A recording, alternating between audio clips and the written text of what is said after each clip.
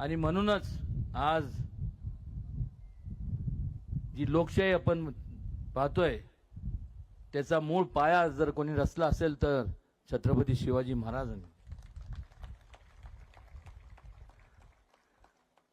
पण मात्र अनेकदा आपण पाहतो म्हणण्यापेक्षा अलीकडच्या काळात त्यात वाढ झालेली पाहायला मिळते.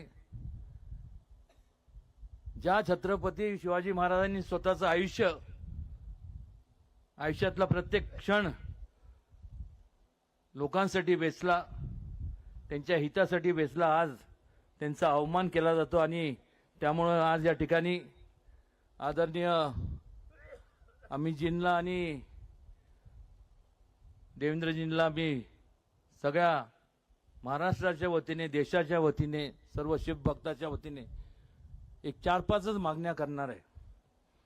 पहिली मागणी म्हणजे की महाराजांच्या बाबतीत, जिजाऊंच्या बाबतीत आणि संभाजी महाराजांच्या बाबतीत